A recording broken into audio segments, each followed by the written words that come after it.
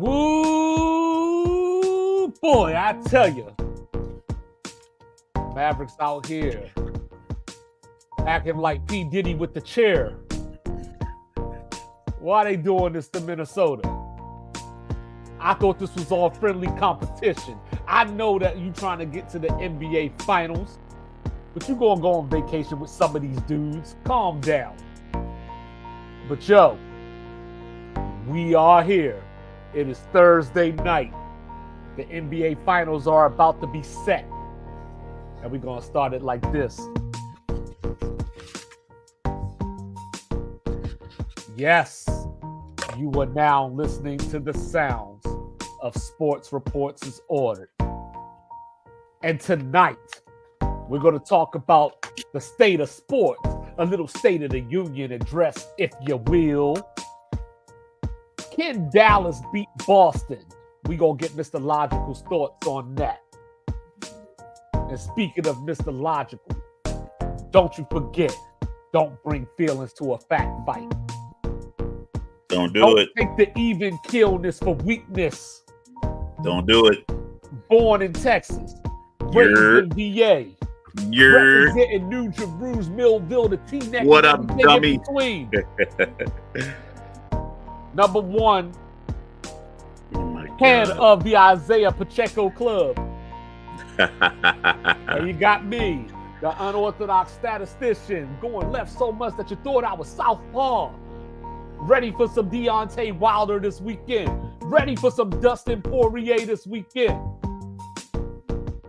Like, review, subscribe, share it, email us, tweet us, do it all. Do all the free things.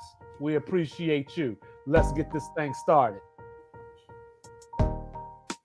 So, say, Mr. Logical.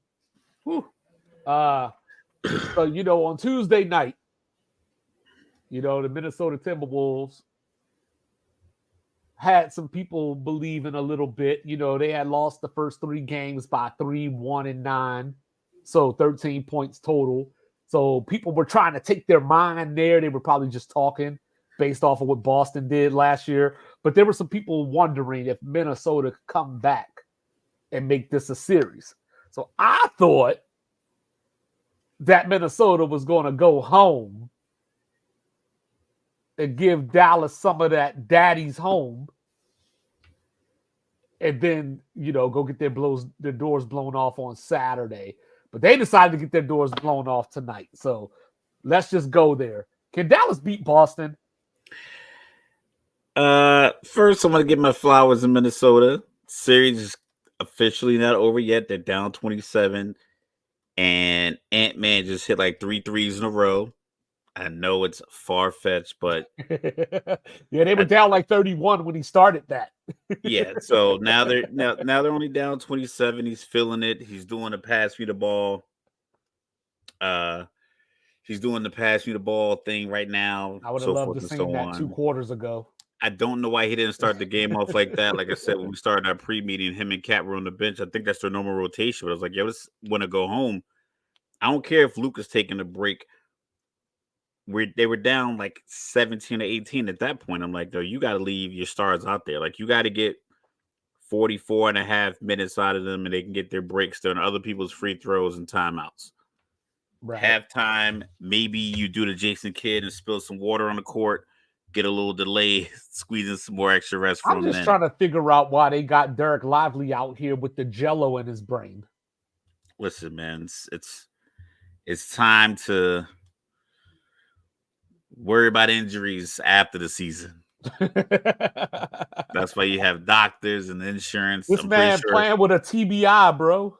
The city of Dallas has great doctors, great universities. So they'll be all right. He'll be fine. Dallas and Boston, I think the problem is we talked about Jason Tatum and Jaylen Brown. Luka has the dog in him. Kyrie has it. I don't think it's going to be like a revenge tour for Kyrie. I don't think he's going to be in there like, in there burning sage and trying to like rebuke the demons and recoup the legacy that he thought he was going to have. Yeah, I don't think it's going to be that. I just think what they have I think those two have. I think both groups, both top stars, Jaylen Brown, Jason Tatum. I think they feed off each other well. Kyrie, Luka feed off each other well.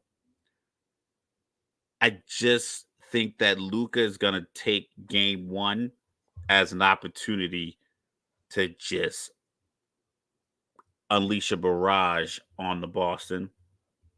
And I don't know if Tatum is going to take on that challenge. Like we said, he had the 50 piece and against the 76ers, but like that year, game 4, when Steph dropped 43, Tatum, we need you to get like 38 to 40. You saw he was going off. We needed you to make that transition from facilitator to the dominator. Like Ant-Man's trying to do now, but it's just a little too late. Right. And Kyrie is going to do what Kyrie does. Kyrie is going to be efficient. He's going to take you off the dribble. He's going to hit some crazy layups. His attitude and everything else. Like he never seems like the moment's too big. But like I said, he is probably one of the oldest superstars left in the playoff run, and I think he has been for like this last couple of rounds. I like their chances. I just don't. I don't know how Dallas defends these other 3-point shooters that Boston's going to put out on the floor. Because Minnesota has Nasri, Cat, and Ant-Man. Those are the guys Conley occasionally shooting your three. But 3 of those guys are in your starting lineup. Mm-hmm. With Boston, they bring guys off the bench that fire off threes, and they're willing to go. Like I said, they're willing to go 8 for 40. You know, those guys aren't going to be shot. Like I said, Hauser, I don't think I've seen him make one yet, but I've seen him take a lot. Like I don't think he's going to slow down. Whereas I don't think Minnesota has another player like Kyle Anderson. He'll pass up threes because his motion's too long. So he'll do that slow pump fake and do a couple more dribbles. Naz Reid's a spot up 3-point shooter. And that's all Dallas had to worry about on the perimeter. They got to defend, Horford's going to pop threes. Pritchard's going to come. If Porzingis is healthy, he's going to pop threes. Pritchard's going to pop. All of these guys are going to be, shooting. And if Dallas doesn't defend it properly, they might be shooting a lot of wide open threes. And, I was thinking this morning, rivalries. We talked about it the other day, Kyrie against Boston. And it slipped my mind when we were having that conversation that Porzingis don't like Luka. Porzingis played in Dallas a few years ago, and we couldn't figure out if his career was heading the wrong way or not because him and Luka just didn't have that rapport, I guess is the right word. Yeah. So I was thinking about it because the other night I made the comparison from Jaylen Brown and Jason Tatum to Russell Westbrook and Kevin Durant as far as the mentality goes. But I know another staple of Sports Reports is Ordered has been me saying that Tatum and Jason Brown are what Kawhi and Paul George was supposed to be. Correct. But in this scenario, I always say, though, that Jason Tatum is the Paul George, and this is the reverse because the Paul George or Jason Tatum is the better of the two. So I don't know if the Clippers would be better off if Paul George was better than Kawhi or not, but this may be the way to look at that. So when I look at it, I look at the perimeter defense, because on top of Tatum and Brown, you have Drew Holiday out there that's going to lock in. So I imagine Drew Holiday is going to start out on Kyrie to set the tone. Luka is just probably going to get all the defenders. He's going to get the Michael Jordan treatment where, if you're anything above 6'4", you go guard Luka. This is like 2008 against Kobe, James Posey, Ray all Allen, over. Paul Pierce, Keon Clark, all hands on deck that way to number 77. So I think it's going to be harder for Dallas to do what they're doing right now because you're going to be relying on the PJ Washingtons and the Derek Jones to make shots. Or do you let Luka go for 45 and 5 and not 33 12 and 10. I don't know because I think Kyrie, as even killed as he is, Yeah. I think that he's just too good to where you think you can do that because Kyrie can get to the bucket, the acrobatic finishes, draw fouls, and when he's motivated, he's not a half bad defender himself. Yeah, So, but I so, think so, you so can I think that, defend. I think you can defend Kyrie not better, uh-huh, but you won't be in a size mismatch with whoever you put on Kyrie. So if you put right, Drew right. Holiday on Kyrie, you can get decent defensive action and make it tough on Kyrie. Whereas Luka, I don't know who you put on him besides Tatum or Brown I mean, as you far might as have to. size. I mean, Derek White is smaller, but he's a good enough defender where you can switch looks maybe and get somebody quicker slash shiftier, handsier. Like Yeah, stealing the ball, all that. You could probably do something like that. yeah, because I don't. Yeah, Obviously, you're because not going if to you put think Hauser about it, on him. you're not gonna put like that could be a problem if they don't. Like I said, they might have to just say, you know what, we gonna let Luka 1-on-1. Let him ISO. We're not gonna let the easy lob because I think he gets more space when these other guys start knocking down shots because you have to factor it in. But in those games, like we talked about the finals game last year with Jokic, where you had like he was efficient from score, he had like 19 field goals, but he only had 3 assists, I think you and might have Miami to won let that Kyrie game. beat you though. But who you gonna like? That's what I'm saying. Like, I think you have to give more attention to Luka. I don't know who you put on Luka that's gonna slow him down. So I mean, you you would have you I would would have to put one sacrifice the of defender you would have to put one of the big boys on him, Jason Tatum or Jalen Brown. and exhaust him. No, you just keep switching it. So like for example, maybe the first quarter, Jalen Brown starts out on him, see how the game flows. XYZ. Second quarter, you come with a different body. That's where maybe you give And Derek White you work three, your 4 minutes. offense. You work your offense to everybody else. Yeah, you move Drew Holiday on him from time to time because Drew Holiday was guarding. I mean, it didn't go very well, but he was guarding Jimmy Butler last year. So maybe you put Drew Holiday on him for 3 to 4 minutes within a quarter. Let Tatum take him at the end of the half. The last 2 minutes of the half if he's on the floor. So Yeah, you just have to keep moving it around based on where you're having success. Whereas with makes Kyrie, sense. you could leave either Drew or Derek White on him for most of the game if you need to because of size, and they're good enough defenders to where they can harass Kyrie into say like a 9 for 24, or something like that, pretty Or consistent. harass him enough to where he only takes 17 shots, That something too, like that, and he tries to become facilitator because you want to get everybody else involved. right? Now for But if Dallas, on the other Boston has hand, to knock down their threes, that's their defense right there. Is their offense. well, for Dallas, on the other hand, it's tough for me to see outside of Jason Tatum stopping himself. I don't see anybody on Dallas that can stop or that can slow him down. PJ Washington and Derek Jones are both very good defenders. That's why a part of the reason why Dallas's defense is so improved, after the trade deadline. But, I don't know if PJ Washington is quick enough, and I don't know if Derek Jones is big enough, you know, Oh, for either one of them to match up with for Tatum or Tatum. Brown. Yeah, well, mostly Tatum because Like I Jalen said Brown, before the beginning of the Indiana series, if Jason Tatum and Jalen Brown decide we're gonna attack the rim, whoever you put on me, I'm coming downhill, and then I'm gonna let White, Pritchard, Horford, Porzingis if he plays, all you other guys can shoot threes. I'm gonna put the pressure on Dallas because I mean you got Gafford in there. Maybe Gafford comes over, gets a couple of silly fouls on block attempts, right? or you just get guys grabbing Derek Jones Jr. He gets out of his flow because he gets 2 fouls early, so you gotta take him out so he doesn't get those early game lob dunks that gets him going and gets Luka going.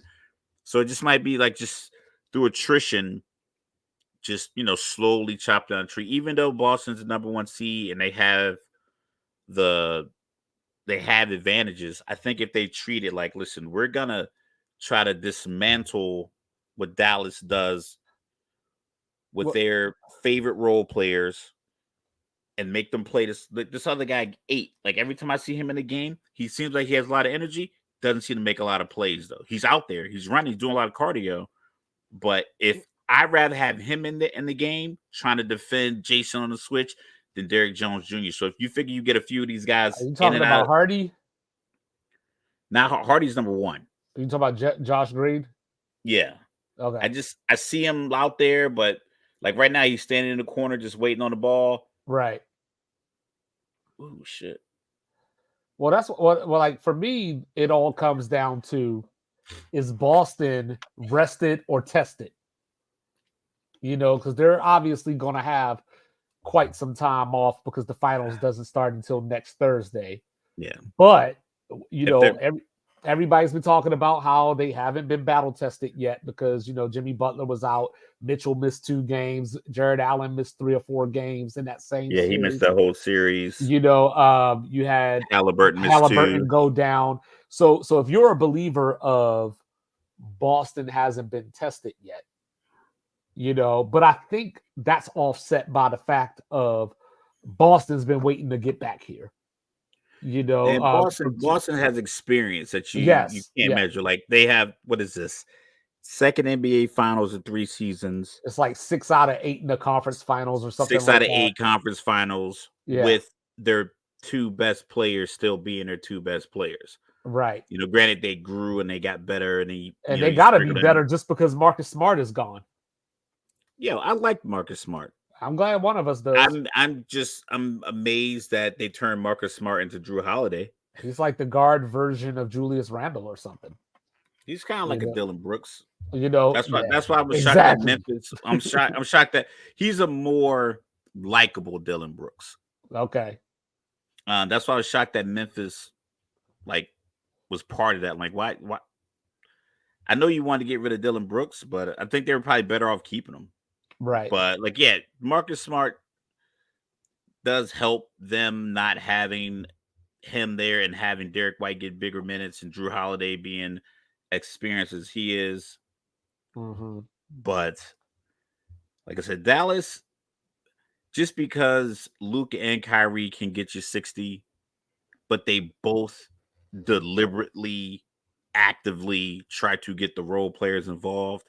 Mm-hmm. That's the difference. If we looked at some of the teams that got eliminated from the playoffs, if you think about the Clippers, who on the Clippers was trying to get the ball to Terrence Mann to get him some shots, like actively? When they brought Russ onto the floor, were they trying to was Kawhi trying to get Russ open looks or backdoor cuts? It wasn't part of the game plan. Well, Kawhi was just trying to stand up straight. So stuff like that. So I think Dallas, the fact that their 2 superstars can drop 60 and both have 7 or 8 assists, is that's going to be the difference. Well, that's why I was saying it's going to take for these guys to hit their shots. The Hardys, the PJ Washingtons, the Derrick Joneses. It's going to take for them to hit their shots. PJ Washington went 47% against defended OKC. by smaller guys. They're all every single Boston player that gets a lot of run. If you look at Hauser, he's not a big guy.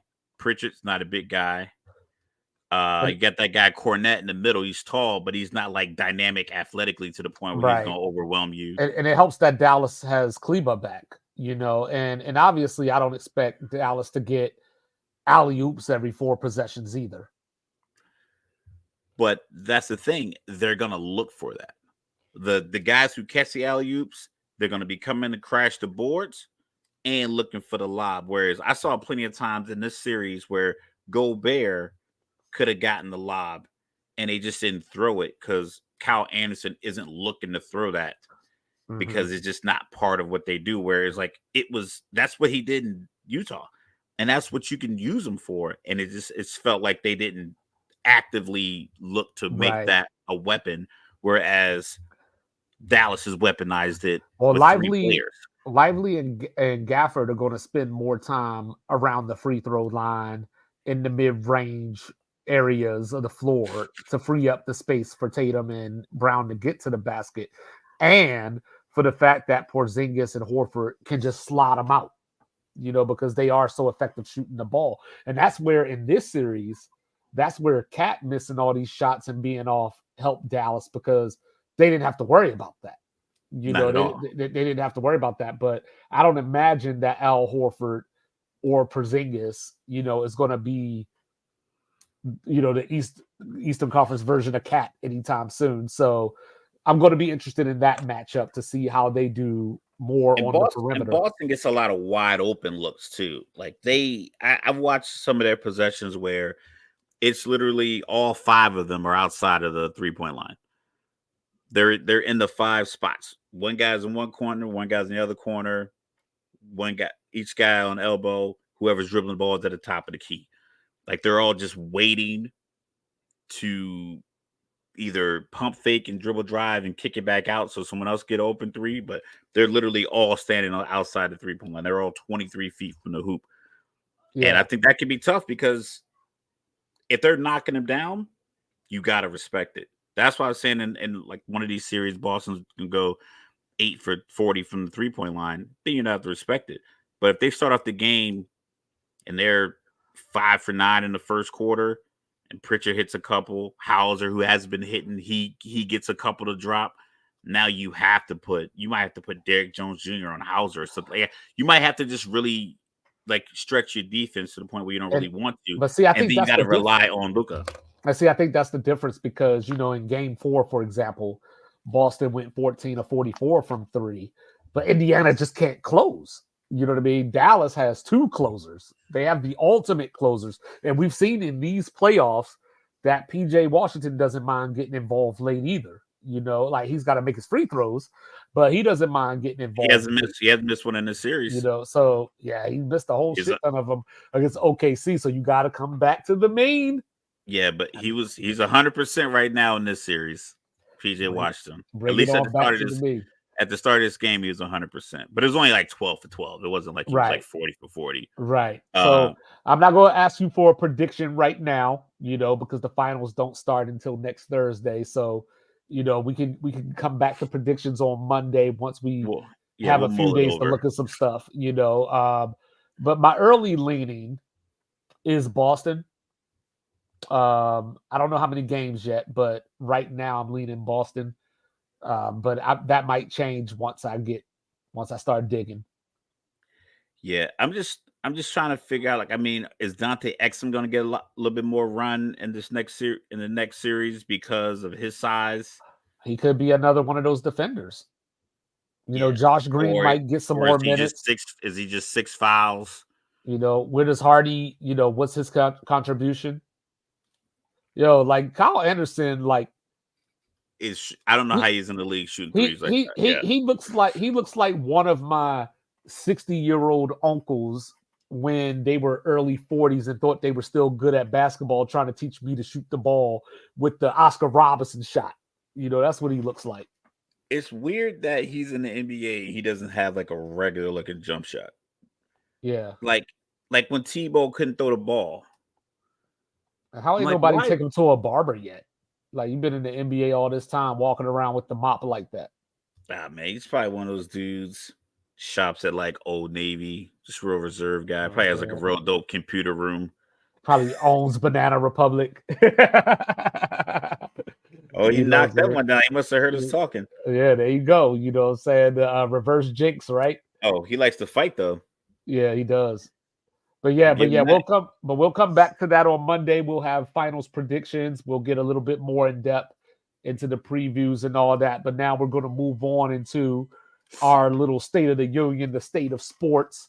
I know one thing that Mr. Logical brought up earlier was JJ Redick. So let's hear it.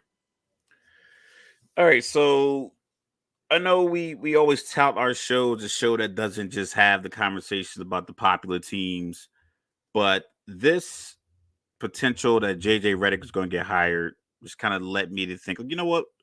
If the Lakers hire JJ, is it as abnormal or is it ridiculous? Is it because he's LeBron's friend? Does he have the experience? So it was like, well, a lot of coaches, first-time coaches, used to be players. So we get to look at guys like, off the top of my head, I got these notes here, and then you have some different names. We got Steve Nash. I think people were kind of in the uproar with that. You had Steve Kerr, Derek Fisher, Phil Jackson was a former player, got hired on as a coach. Pat Riley, Doc Rivers, Jock Vaughn. So like I just pulled like those names out of random. Some names we obviously heard of, and a couple of them won championships. One of them won 11 championships. So I was thinking, like, is it that crazy to think that JJ wouldn't be a good coach? I mean, if you look at Doc Rivers, he has a career record of 100 or 1,097 wins, 763 losses, playoff record, not great. It's 104 and 100. But he was a player for 13, 14 seasons, NBA championship head coach, he was coach of the year. You got Steve Kerr, playoff record is a lot better because his team was just better, and they had an assassin on the team for a few when years. Steve Kerr was out, they went 39-3 one year with Luke Walton as the head coach. Luke Walton is the head coach, so. But he NBA 4-time NBA champion, but he was an executive, with the Phoenix Suns for a few years. So he did get to see a little bit of the inner workings of the league. Steve Nash, 2-time MVP. A lot of people argue that those MVPs belong to 2 or 3 different players, to include Shaq, LeBron, Kobe, anybody else. So, but he was a 2-time league MVP. He did lead a very explosive offense of Phoenix with Mike D'Antoni, not a lot of defense, and probably would have been to the NBA Finals if it wasn't for the silly control freak rule that the NBA has. If you step on the floor during a brawl, the Malice on the Palace backlash. So Mark Stoudemire got suspended, which is for Game 7. Games. I mean, like Draymond got suspended for Game 5 in the NBA Finals, and it's like for that, I thought he, like I said, I'll say to this day, like I didn't think that warranted a suspension. Yeah, I want to say Zebo got suspended for a Game 7 against OKC one year as well.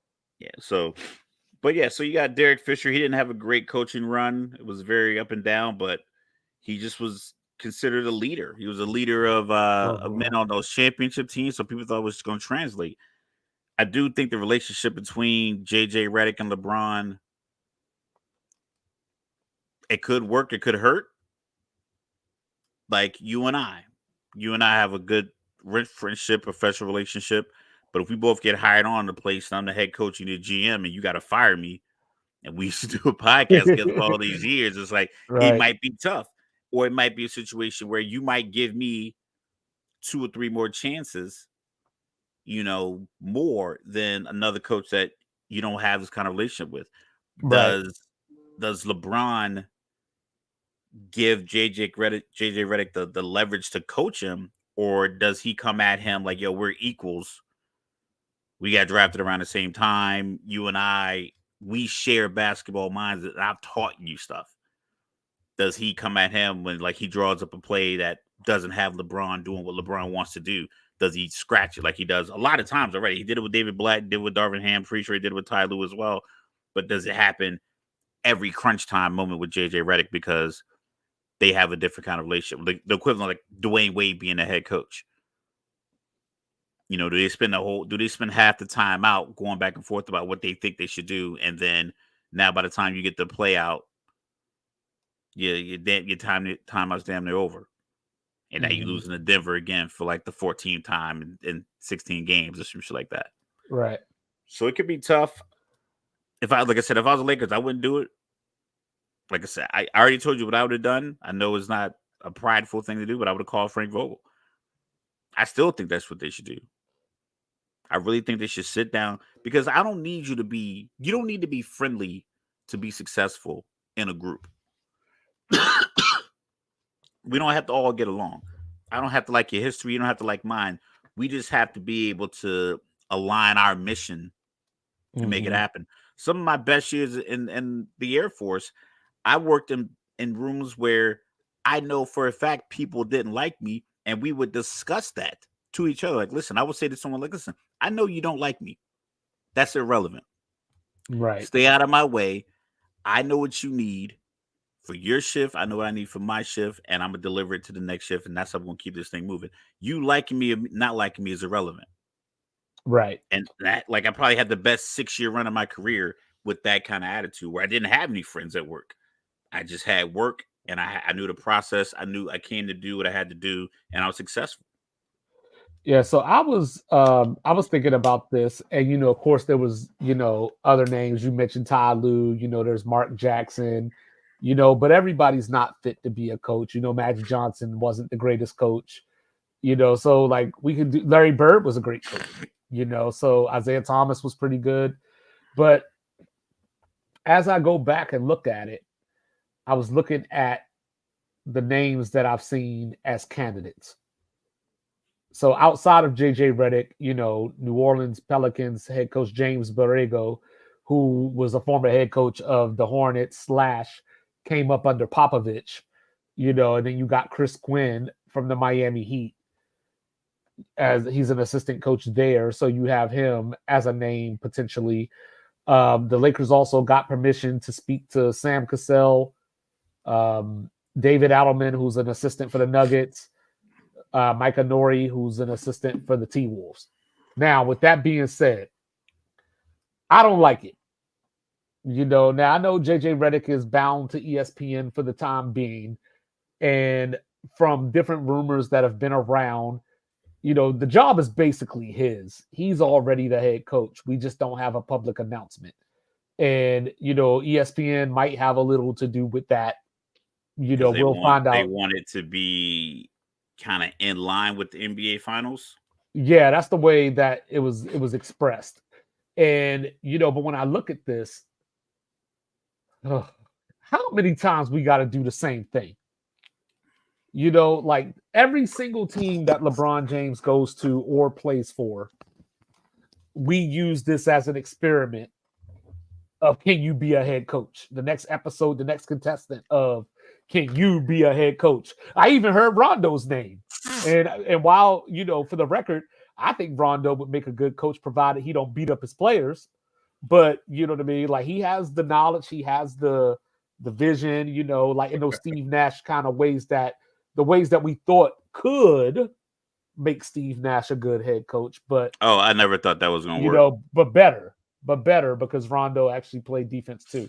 But I didn't think people respected Steve Nash enough for him to be a head coach. I think people didn't want Steve Nash to be a head coach because it was yet another first-time white coach that had no credentials to be a head coach. I never even heard a conversation about him even thinking about head coaching. Right, and that's what I think it was. I think it was more that than people thought that he couldn't coach. We had no idea either way. But when you bring in these players, like we heard the stories about Kyrie, going behind his back, making up plays and like having people over at his house, like off site, away from Steve Nash to undermine him and do these things. So like, why would I as a first-time head coach want to coach LeBron James? That's first and foremost. This ain't LeBron James from 2010. You know Correct. What I mean? This is LeBron on his way out. So at best, I may have 2 seasons of this. And then what? I got to rebuild and go through the grind all over again. If we don't get it done, which you ain't going to do, at least with this roster the way that it is. Where with these dudes, a bunch of tall dudes who can't shoot. You're going to get all the blame. They won a title with Frank Vogel, like completely destroyed the roster and then fired him. They gave Darvin Ham 2 years?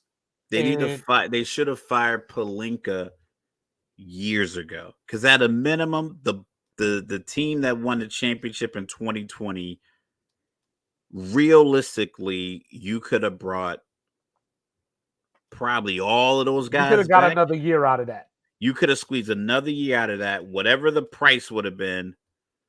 Run it back because you're running back a championship that I don't think a lot of people thought LeBron had any run left in him. Yeah, keep in mind he had the 2018 finals, and then he went to LA, and LA was just mediocre, and they traded away all their talent to get Anthony Davis. And I think people thought, like, there's no way in any format LeBron was going to be able to beat these other teams that were stacking up. The Clippers were a huge favorite every, in those years. And yes, everyone got a long break and it was in the bubble, But everybody that was in there saying, yo, that was tough basketball. That's why guys were in there dropping 50 that never dropped. TJ Warren dropped 50. I think he's on the bench for one of these teams right now, not getting any run. The bubble started Phoenix's run. They didn't make the playoffs that year, but they went undefeated in the bubble, 8-0, I believe, and they went to the finals the next year. My Heat culture ramped up because of that, because they were supposed to go Bam Adebayo blocking Jason Tatum at the rim with his fingertip. It's like there was moments that occurred in the bubble besides just the Lakers winning and people disliking it. But that's what I said. They should have brought Frank. They should have called Frank like, yo, let's work this out, because you're putting JJ in such a bad spot. He's his friend, and if they start off poorly, then it's going to be like, because you can get fired in the first season of your first coaching gig. Like, ask Mike Brown about it. He got fired in 5 games, or was it Adrian Griffin got fired, and after going 30-13, I think Magic Johnson. David Blatt. It was the second year, but it was the second year. I think Magic Johnson did like 10 games and quit, right? Something like that. Yeah. So you don't need, who can do something when you get to training camp. I knew Steve Nash wasn't gonna make it when KD and Kyrie were on that podcast and said, one day you could be the coach, another day I could be the coach. Or but I also need I need ESPN to just stop. You're the worldwide leader in sports. We always talk about Jay-Z, the trendsetter. ESPN, you set the tone of the sports world. In the middle of the conference finals, we don't need to hear Laker trades. We don't need to hear JJ Redick to the Lakers. We don't need to hear who's going to be the coach of the Lakers for 3-4 hours a day. That's why I don't consume ESPN, because I don't want to hear that shit. And we admit the irony that we're having this conversation now, but we're talking about the totality of the concept of hiring a guy for the first time. But we've seen it not work with LeBron. We've seen LeBron ain't gonna like LeBron already. I don't think it's gonna happen. His teams already don't do the young player thing. We don't got time for you to develop. We're in championship mode right now. You don't do the young player, but you can't bring JJ. Yeah, you can't bring JJ Redick in if that's the case, especially if these are the last 2 years of LeBron's career. He's definitely younger than you and I. Let me check his age. JJ Redick, yeah. So from that standpoint, what are the Lakers doing? What are we doing as sports fans? Why are we putting up with this shit? 39. Yeah. Last played in the league 2020, 2021. Yeah. And I know he's been coaching some teams around the country. Like, I don't know if it's high school or like AAU type teams. I know he's done some coaching, but he ain't never done this. You know what I'm saying? Like, LeBron has won championships, and JJ don't know nothing about that. I think JJ, if Cleveland want to take a flyer on, Luka just took a tough spill. Get him out the game, man. Like, you up by enough. Yeah. This cat. Oh, that was incidental. Yeah, it was incidental. It was just a hard fall. Yeah. It was just a bad fall. Like, I don't know if it was slippery right there, the way he fell. Or no, he just fell off of 1 foot, so he was off balance. But yeah, official review. Okay, but yeah, so I understand if I had a young team, if I'm Detroit, before I hired Monty Williams, and I'm like, I need to figure out if we're gonna do the trust the process, or we're gonna try to do, let's pair my young stars, for what you can call them, that we've drafted the last few years, with the coach that maybe speaks their language. So a guy who's been in a league and still under 40, then JJ Redick would have been perfect for that kind of job.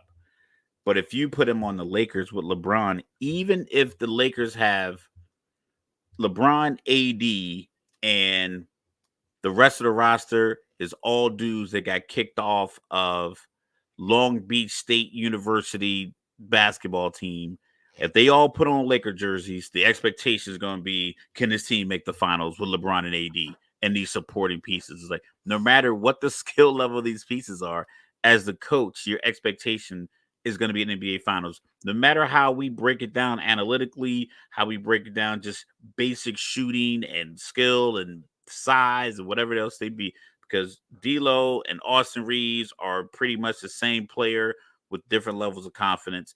Neither one of them can explode and give you 30 consistently. Not even give you 30, give you 26 when you need it. So the championship aspirations are going to be there, even though nothing about the roster or the organization says championship right now. Historically, absolutely. Mm-hmm. Today, nothing about that team says this is a championship contender.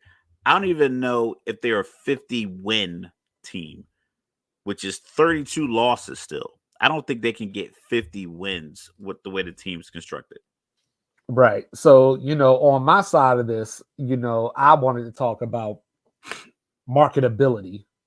Obviously, Been huge. It's been huge. We've heard the Caitlin Clark, and we've been here for the journey and the ride. And, she almost got into her first fight, it looked like tonight, but as I was thinking about this, I was thinking about the NBA because of a situation that happened on First Take the other day where Stephen A, Kendrick Perkins, and Jay Will were talking about, I saw the clip because, like I said, I don't consume ESPN, but people want to send me these clips for some reason. But they were having a conversation about the Celtics, and they were talking about Jaylen Brown specifically. And during the conversation, Stephen A got a text, it seemed, from an executive somewhere, because they were talking about how Jaylen Brown didn't make an All-NBA team and all that. And basically, the exec told Stephen A that Jaylen Brown wasn't marketable. So from there, I guess Jaylen Brown probably didn't see the whole segment where Stephen A went on to defend him and talk about how he is marketable or he is a great player, so on and so forth. Isaiah Thomas, the legend, got involved, calling out Stephen A. And of course, it was one of those methods of what frustrates 2-5 is that motherfuckers just don't listen. You know what I'm saying? You can't take 30 seconds of my 5-minute speech and try to summarize, and that's what It's they like did. walking in halfway through open heart surgery. It looks like murder. Right. And that's what they did, right? And so it got me to thinking, if Jaylen Brown's not marketable, who is? Because when you look at Jaylen Brown, NASA, like so even like Cal, like the all academics, so anything Jaylen Brown does, he excels at, whether it's basketball, whether it's in the classroom. So first of all, I heard Joe Budden say this, like, I'm just regular Joe. And a lot of people were like, we don't know how to market Joe Budden. And I'm like, that's how you market him. He's regular Joe. That's how you market Jaylen Brown. He's a regular dude that has an extraordinary brain. So I know Charles Barkley did the whole "I'm not a role model" thing. Jaylen Brown could be, like, especially as we talk about, stereotypes and the way that black men are viewed at large in America. A dude like Jaylen Brown is the antithesis of that. Yeah. So how is he? He's the guy. He's the guy you want your daughter to bring home. So why is he not my daughter? But I'm just saying. But why? but why isn't he marketable? So like For $340 million. So it made me. Yeah. So it made me wonder. I wanted to ask you. I know we talk about who's going to be the new face of the league. LeBron's almost out of here. We got Ja Morant. He had his stuff going on. You got Anthony Edwards. You got SGA. So who do you see in this next crop of who may be up next that you would look at and say this person's not marketable? I would say Ja Morant. I never thought he was marketable. Just like even before all the drama? Before all the drama, just because he's exciting. Uh-huh. But we already had the small, tattooed, exciting guard, and that guy's an icon. You seemed to be like a mimic of that, not a second coming of it. It was like he was trying to perpetuate this cycle. Like my pops used to say in Virginia, people perpetrate a fraud. Like that was like the thing. I just felt like his whole thing was fraudulent to the point where people kind of pulled up the family pictures and the school he went to and everything else. I'm like, listen, I get it. Everybody doesn't have to. You don't have to grow up rough. Yeah. So I don't need you to come to He's like league the and new like Carlton on the new Bel Air show. it's like, yo, just be authentic. And I think marketability comes down to authenticity. I think the foreign players are marketable maybe in their home markets or like a European market because it's a different kind of personality. Like it's not a very vocal, look at me shine kind of personality. I think another thing that kind of switched it up too, there's not a lot of shoe commercials and shoe deals and things like that. So they're doing a lot of collaborative stuff. Like New Balance has like 4 or 5 players. They got Tyrese Maxey, Cameron Britt, uh, Jamal Murray's in the Of course, they commercials. got yeah. They're all in the same commercial. So it's not like Jordan and Spike Lee Right. in a commercial. And it's like this is about Jordan. So now all the guys are getting deals. They're signing on to wear other guys' shoes. Like Chet Holmgren is the face of KD's new shoe. It's like that's KD's shoe. So I think it's going to be tough because, like I said before, I don't think a lot of these guys have the personality and the skills that attract people. I think LeBron's marketability was he just was so big and so good, and he was being marketed very young. Mm-hmm. Same thing with a guy like Bryce Harper in baseball, or Kobe when he finally got his run. But Kobe showed a lot of personality. Vince Carter showed a lot of personality. You watch the dunk contest over the last few years; those guys they'll throw down a dope dunk, but it's like you look kind of like just some dude playing basketball that could dunk. Well, I was going to say, how much of It that was do like you nothing think? memorable. How much of that do you think also boils down to the slam dunk point? Yeah. How much of that do you think boils down to superstars just don't do the slam dunk contest anymore? The thing is, I think your superstars were all old dudes for all these years. For the last few years, your superstars have been Steph, LeBron, AD, KD. KD, James Harden, Embiid. You got Jokic, not a dunker. Luka, not a Like you dunker. need somebody like Devin Booker to do the slam dunk contest. You need Ant. Ant should have been in the dunk Ant should have contest. been in it. Yeah. You need Ant. You need I'm trying to think. See, Jamal Murray's not a big dunker. No. It's there's Ja Morant should have been in it. So like these athletic freaks that we have, those guys should have been in it. Especially if they have a little personality, because it's like a buffet. Like you don't need to have everything on your buffet, but you got to have like some signature dishes that people come to your buffet for.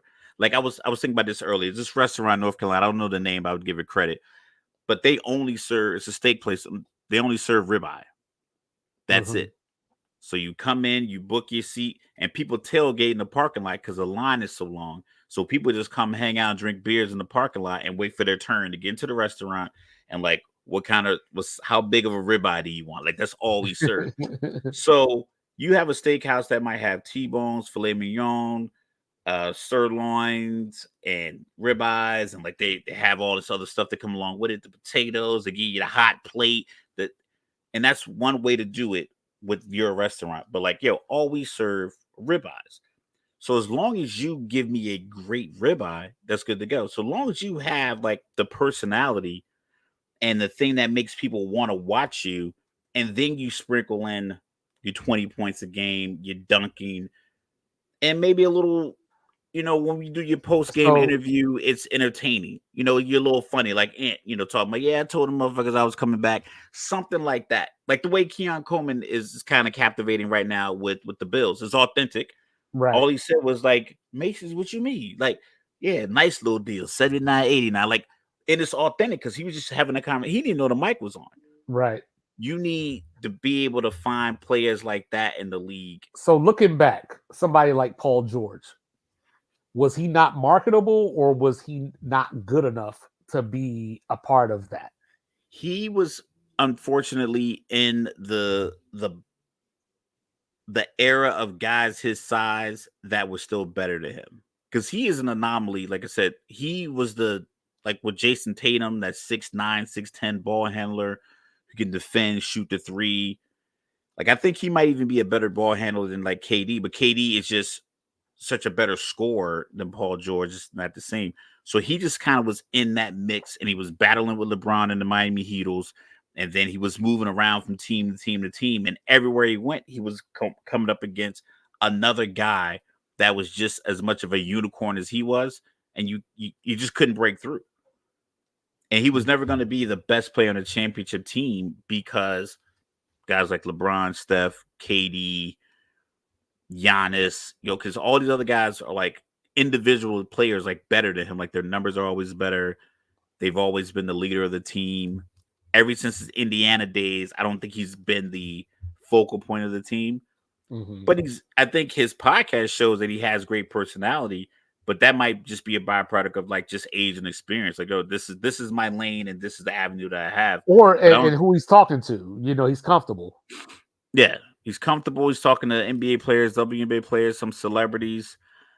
It's just like I said, and I think he's with people that he really likes, so he gets to show it. So a lot of guys get to show their personality. Draymond's podcast I don't find that interesting at all. It's like Michael Parsons' podcast. I've never listened to it. It's him by himself just talking. It's weird. It's weird. He was doing it like in a hotel, like during the finals run. It's like this isn't. I need more character to it, and I think a good personality, a good player, just kind of invites that character aspect of the player. Right.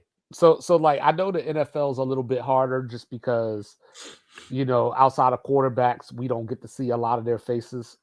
You brought up Keon Coleman, who is going to be great for a soundbite for years to come. Yeah. But like even like I don't know, like back in the day, I don't want to do the old man thing, but like you were talking about the suits on draft night and all that stuff, and how you liked, how the players were looking and everything, like what they were wearing, and I remember, you had people like Jalen Rose back in the day, like there's suits and things that just stand out, you know what I mean? And there's like certain sound bites that stand out. So when I look at Keon Coleman, he's the only rookie from the NFL perspective so far that I've really seen that out of. Well, I like Xavier Leggett. The country accent, I think they're really big on that, and playing in Carolina, that's going to be huge. That's probably going to be huge for them locally because he went to South Carolina. Yeah, he went to South Carolina. He's going to be playing in Carolina. They don't have any primetime games, so I think locally, I can see him being marketed, billboards and stuff like that. Sometimes I think people just assume that the player that they like should be on billboards. And do you think that you need a little something? Do you think that media, the ESPNs of the world and people like that, do you think that,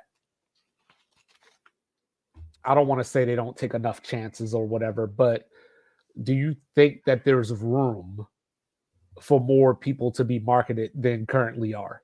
Absolutely. We've seen it happen already. We've seen the power of social media because we talk about this already. And I'm going to pull it up right now real quick. So Asia Wilson, like I said, and I had a conversation. This shoe, it's kind of bright, but this is the Cosmic 2. She has the Cosmic 3. It wasn't her signature shoe. But this shoe was marketed on Nike as like the shoe she wears. Yeah, like her very colorway. Similar. Yeah, her color. Like this is like her shoe, but it wasn't her signature shoe. Right. But it wasn't marketed like as aggressively, and it wasn't announced and met with like any kind of didn't get any media coverage the way Caitlin Clark's shoe deal was announced. Only 4 up to that point before Caitlin Clark got her deal. Only 2. There's only 3. Yeah. There's 3. I think it was like Breanna Stewart, Sabrina Sabrina. Ionesco, Uh-huh. and another player. I think it was another white player. I can't remember. It wasn't Kelsey Plum who was on the championship team. It was somebody else. I can't remember. I think it wasn't Diana Taurasi, who was a legend, so she didn't have the signature shoe deal. So it just wasn't that many deals across the league. But when Jamel Hill said, "So you mean to tell me Asia Wilson's not marketable?"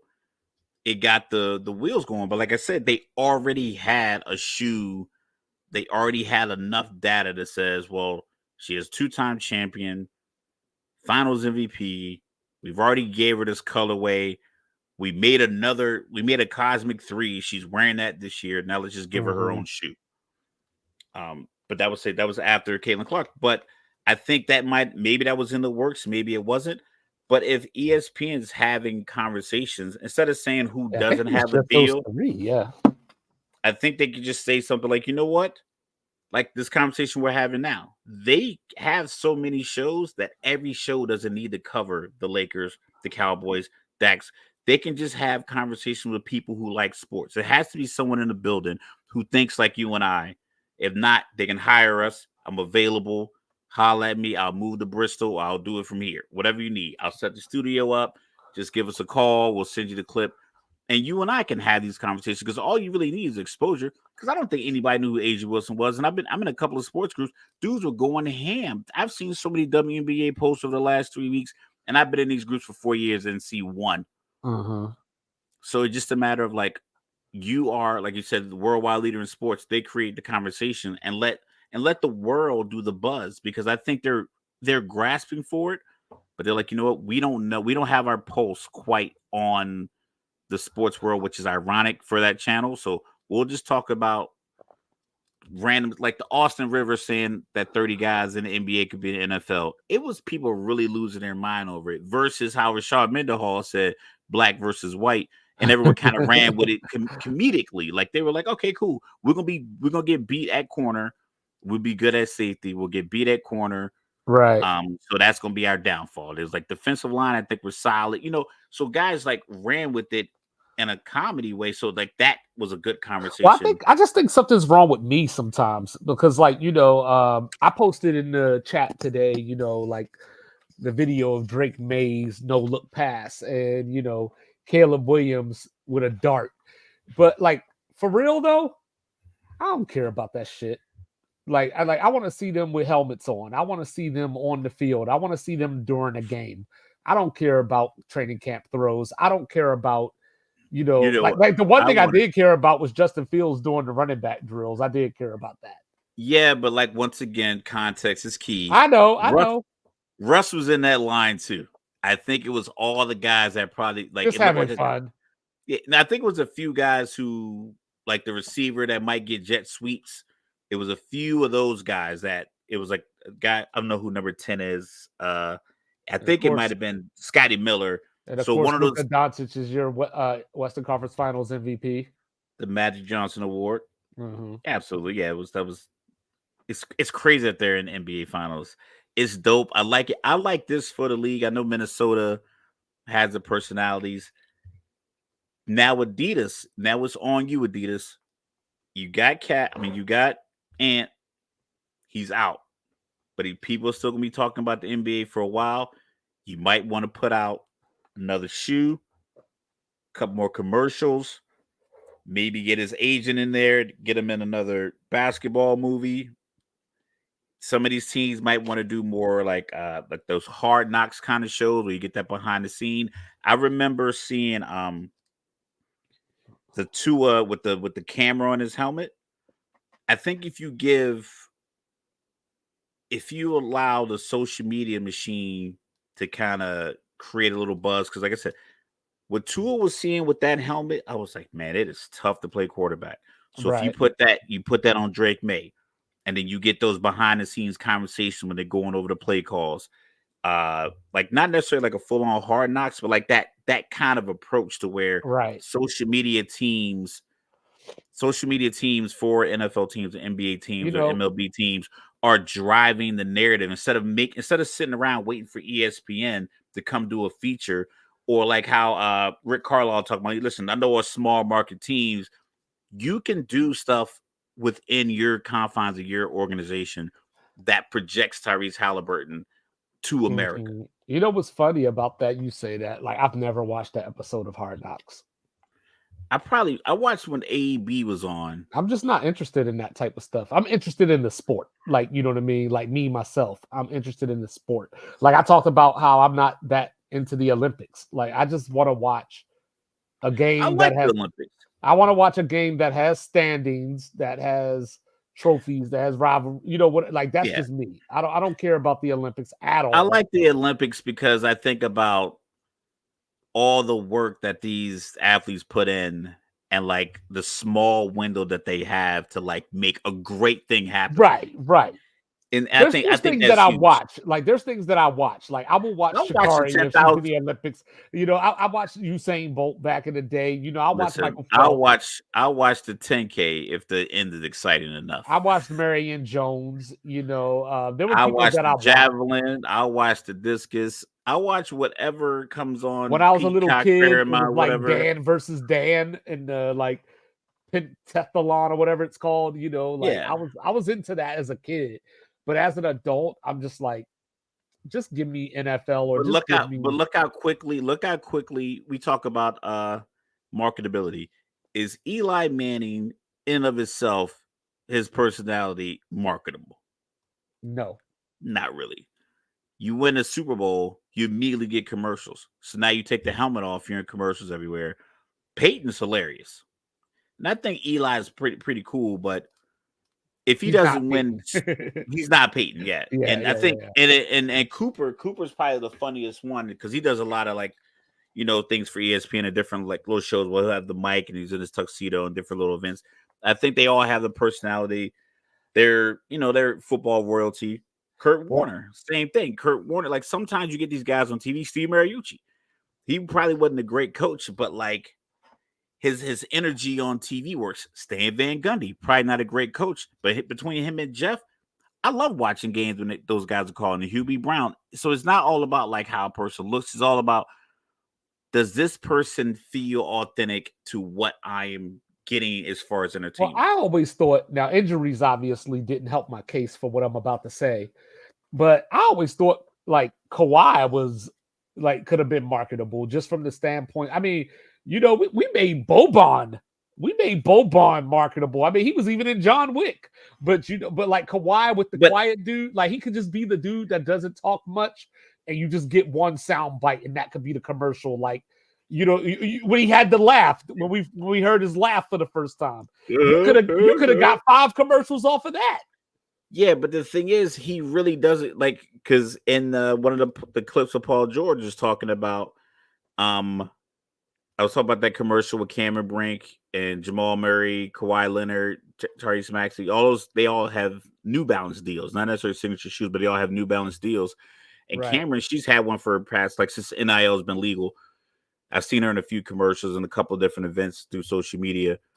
She said Kawhi was like, "Yo, is this over? Can we go?" And Paul was like, "Yo, that's how he is all the time." But you could make a commercial of that. If we go anywhere and it was like, if it's a set time limit and it's getting close to that time limit, Kawhi's like, "Yo, we done." Who didn't love Oscar the Grouch? And like, you know, back in our day when we were little kids, who didn't like the I don't even remember his name, but the Grumpy I think it was Grumpy Bear actually from the Care Bears. Like, you know, we fall in love with those characters that are just kind of like, because it's like that's literally his personality. That's his authentic personality. That's marketable because like LeBron's first year with the Heat, and he said he was playing the villain. He was like, it didn't feel natural, and I'm like, he's like, that's why he was like, a lot of that contributed to, you know, how it felt. And he was like, you know what, I'm not gonna do that anymore. And like Kevin Durant embraced the villain role, and when he did it, he probably had the best 3 years of his career. Right. So it just depends on like, but it was like it was authentic to him in that moment. Right. Steph is a jovial guy. He's a happy guy, but then when he gets pissed, you can see it.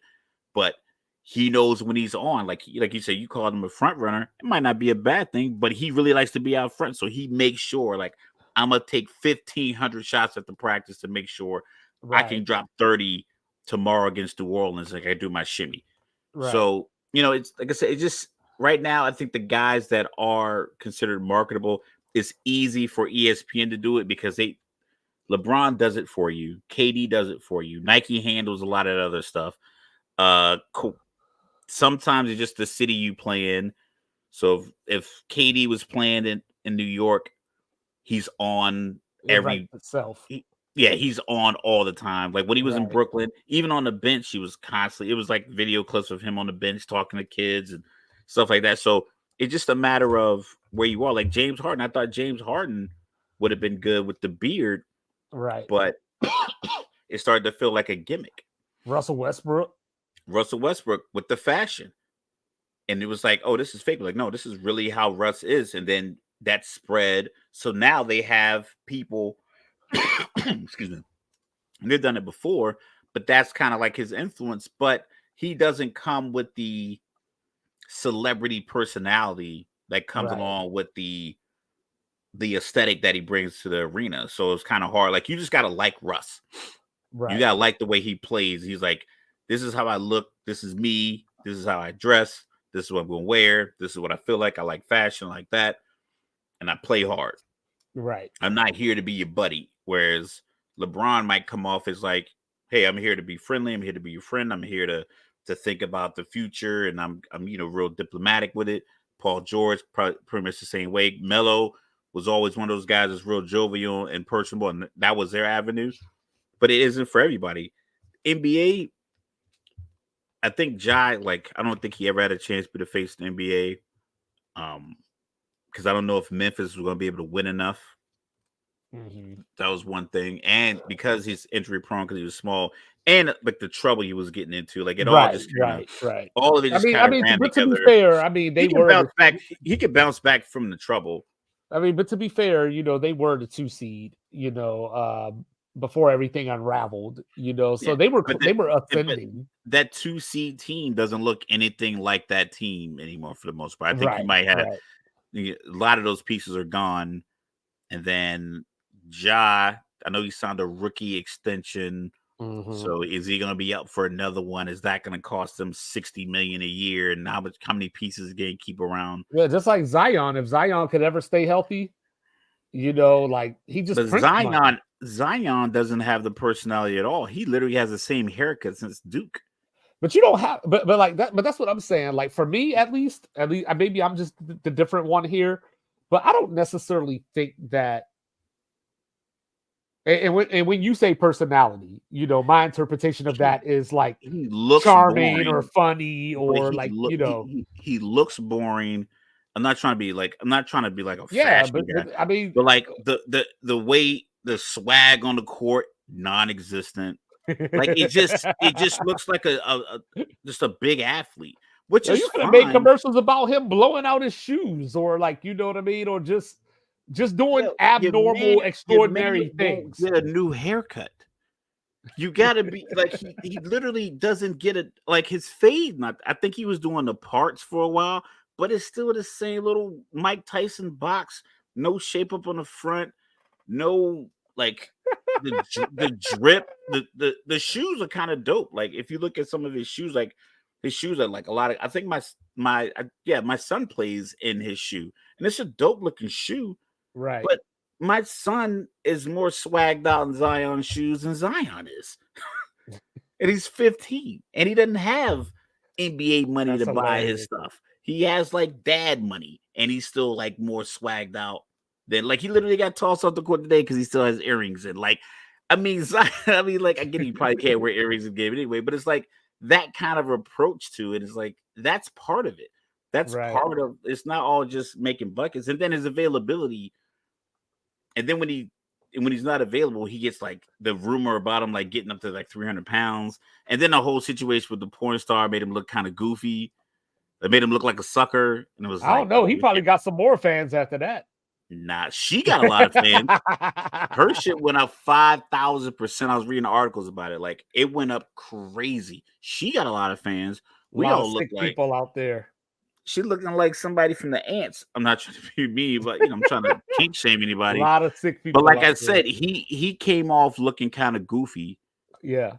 And kind of simpy, like whatever. Everybody simps for someone, but like he came off looking like All right, so you don't have any swag on the court, Sucker for love. and then Sucker for love. you're a sucker for a stripper and a porn star. You're never on the court. It's like, yeah, you can't be the Hey, face. that's marketable right there. How many men in America that fell in love with a stripper? Ha! Listen, I don't. Oh. You on Instagram he on Instagram baby reveal parties and the porn star blowing up his Twitter talking about all this wild stuff. And it's Talk like, about him crying and shit. Like, yeah, oh it's like, man. come on, man. Like, and then he got the walk is kind of Yo, like you could have gave Zion. You could have goofy. gave Zion the Kango and did a commercial. I need love. You know what I'm saying? You could have made Yeah, fun of that. he looked like he had the Wesley Snipes Part 6 New Jack City haircut. Like, that's what I'm saying. It's like it's a lot of things that have to work in your favor to make you marketable. And I just feel like, and like I said, I felt like this for years, that like Lonzo Ball was a kid from LA, had two brothers that were going to come up behind him. They were going to be in the NBA. He had a dad that was literally out there marketing his shoe for $500, talking about he'd beat Jordan in 101. Facebook TV show. And then you talk to Lonzo Ball, and he's like, yeah, I just want to play basketball, my dad's my dad, he's just, I don't know, man. He just loves us. His Kyle Kuzma disc was kind of fire, though. I didn't know he had one, because like, it just I got his album on my iTunes. Okay, there we go. That's the problem right there. I didn't even know he had an album out. So like, how you the number 2 draft pick from LA, you get drafted by the Lakers, and they were just boring. Yeah, it just was like same thing with like Cat, and even to some degree AD is like none of them like really take the spotlight on. Right. Even Devin Booker. Devin Booker was dating a Kardashian. And there's room for a big man. It couldn't you should be on billboards or something. Like, well, there's room for a big man, because since Dwight Howard and Shaq, there's room for a big man to come in and get that lane right now. Especially with the lack of big men in the league right now. I just think the NBA, the league, ESPN, I think they're so inundated with the mystery of how long LeBron's going to play.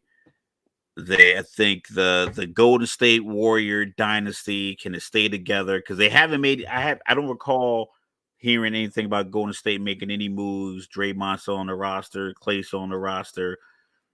You got Orlando. They have young talent, but it's not being broadcast to the world the way it should.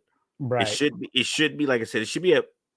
There should be like segments on ESPN where they just go to local podcasters and give them, like this week. Okay, we have, from Orlando, we got this podcast, the Orlando Hooligans. They're going to talk about all things sports in the Florida area, get them vetted, get them on TV. Because like a guy like Dan Le Batard, he's in Miami. I didn't know who he was really, but as soon as they put him on TV, I'm like, I like this guy. Yeah. Him and Bomani Jones together with his pops. Oh yeah, that was one of my favorite shows. Highly questionable. Yeah, it just great personality. When I heard Poppy rapping Notorious Thugs, I was sold. My favorite part of that is that whoever the co-hosts are, they just sit there like they're just like sitting there like this. Yeah, like tweeting while he's doing it. Like, yeah. And it's like, I know they're dying inside, because he did like some Lil Wayne lyrics a couple of times. I was just like, yo, this is funny, but it works. And I think Le Batard, he, from what I can recall, I remember he didn't follow like the same A block, B block, C block as like all the other shows. Well, he prided himself on being a sports show that wasn't about sports. Like, he delved into other things. They had Ron McGill, the animal guy, on there every Tuesday, different things like that. He went to the beat of his own drum. So like, he would actually call out ESPN, even though he worked for them. He would talk about, what are they talking about on First Take? Why are they talking about LeBron again? Like, he was that guy. I mean, obviously he's not at ESPN anymore, but his show was big enough that they got another deal and they're still out there as a podcast and everything. So I still check them out from time to time. I think the state of sports is aligned a lot with the state of sports media. And like I said, you and I are probably one of 100 podcasts that started about sports in the last year. If I had to take a wild I guess, mean, probably hell, even more than that. you said it yourself. We had a 20-minute argument about the Tennessee Titans last week. Yeah, a very authentic, articulated argument where we both made solid points. I think Ryan Tannehill was getting a raw deal. These are reasons why. But when you get people on TV, I don't know if they, like I said, I don't know if they're really into the idea of having a conversation about sports, or just a matter of like, I talk about sports on TV. So I'm at work. Right. I'll get these notes from my assistant, and then we'll get these notes from the producer. We'll hit Right. these talking Right. points, and we'll give the Mavs Minnesota series. We'll give it 8 minutes in the B block, but we're gonna start off with this JJ Redick rumor in the A block. We're Right. gonna talk about that for 16 minutes. Go to commercial. Yeah, like I Come remember back, I was talk about listening Luca. to I think it was 300 bars by the game, and he said 50 the wrong one to ask for help with your rhymes, because all he gonna do is tell you to say G Unit one more time. And you know, and that's how ESPN is. Like if you looking for sports coverage, ESPN ain't the place, because all they gonna do is say LeBron one more time. All they gonna Jerry do is say Jones. Jerry Jones one more time. All they gonna do, you know, like it just goes on. And then when you turn on the Fox, it ain't that much better. You know, they do the same thing as well, which was weird, because they have the personalities that we knew from ESPN, a lot of them, That and y'all didn't could have took like it somewhere else. they did for a while. You For a know, while, it and was a lot. Like first, like you had Undisputed, but Undisputed kind of got Undisputed it was with different in the beginning. Shannon and Skip was different, and then it became Jerry Tebow, Jones Baker, Central, Jerry Jones, Patriots, Tom Dak, Brady. LeBron, Jordan, Tom Brady, and that was every day. Yeah. So, you know, but 300 days a year, or every weekday. So you figure you get 104, like we be you know, literally in the middle of two, game sevens, and 260 episodes, and you can count on Dallas being a topic, LeBron being a topic, Lakers being a topic, Tom Brady being a topic, and then Baker they would Mayfield bring being their a topic friends in and rehash all the same thing over and in the over. second hour. Yeah, and then And and then you, They bring Michael Irvin in to talk about the Cowboys in the second why? hour. Why? I want to see This Michael is what Irvin we talking. do. This is championship NFL football, I and want to that's see what I Michael expect from the Irvin. Dallas Cowboys. It's like, Show me Michael Irvin talking about the Pittsburgh Steelers. How about that? talking about cover 2 defense. Something. Just give me something else. You know Give what I'm me saying? like, that's why I like listening to Ryan Clark, because he'll say stuff like, "Yeah, we were in a fire zone," and like, granted, I played Madden. I'm like, okay, that's dope. Like, I like that aspect of it. Like when John Gruden put guys on the board, X, Y, spider, Y, banana, something like that play that he loves so much. I like those conversations because I really like sports. I don't need takes that move the needle. That's what Twitter's for. That's what Instagram is for. Give me a show. I want the rookie quarterbacks. I want them on the board breaking down plays. The pre-draft interviews, or like, hey, what are you learning now? Like, oh, this is like Caleb Williams. This is a concept we ran at USC. I'll give you this play. It's called Gun Right Monster. And that means we're going to be trips right this way. I'm going to be in shotgun. I'm going to have this guy do this. And I'm looking for this. I'm looking for that. That's more interesting to me than you asking him what he thinks of the season. And he says, I think sky's the limit with me and Rome coming in. And it's like, do you think he can make the Super Bowl? Like, that's not, like, how do we jump to that? How do we extrapolate? Do you think he can get to the Super Bowl off him saying, I think sky's the limit? Or you can just say, hey, did you see how he broke down that play, X-Right Gun Monster? Yeah, I saw something with That's Michael Penix. complicated. I saw something with Michael Penix breaking down some film one day, and I was impressed, number one. You know what I mean? And number two, I was like, why don't I see more of this? Or like, they talk about, we don't know if Drake May is going to be the starter or not. Or like, oh, did the Patriots make a mistake? Well, let us see him break down and play. Let us see him. Like, why not have these guys? I don't know. I don't want to say an interview or whatever, but maybe like, at the end of the game, Charles and them talk to like the star of the game, Luca, whoever. Yeah. You could have a moment, like a little 3-minute Drake May shows up on ESPN or whatever, Sports Center, and just have a conversation. You know, or they can just have a guy like Drake May. You might compare him to, what was your first day of training camp like? Who's a guy in the league that Drake May can probably like say? A lot of people compared him to Herbert, and so like Herbert or Josh Allen. So you put up a Josh Allen play for him to watch, and then you get like a former coach like a John Gruden, and he breaks down that play. Like a lot of people comparing you to these two guys. What would you have done on this play? What do you see here? Why do you think he went here with the ball? Like, oh well, this why the safety came down in the box and he checked to this. And you can even have it be a play where like Josh Allen threw a pick and be like, what went wrong there? You know what I mean? Or whatever. There? What did you think he saw? Or like a touchdown, or we see him look a guy off? Like, do you pick up things? And I think that's the thing, is like it's a sports channel. It's not a sports talk channel. It's not like The View.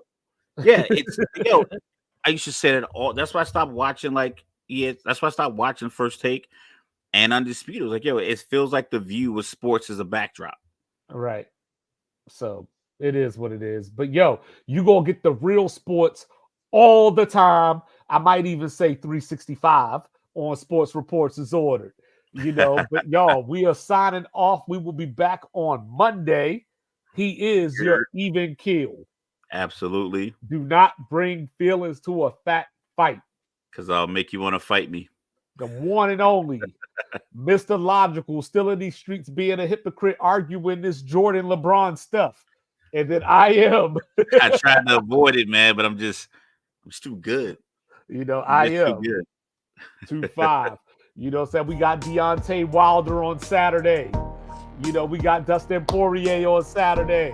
We got Celtics and Mavericks starting next Thursday. Before you blink, NCAA 25 will be out.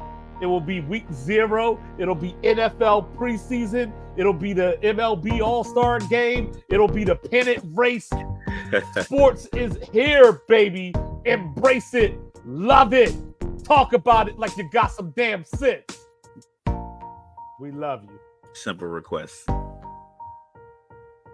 Like, review, subscribe. Do all the free things. See you in a few days. Peace.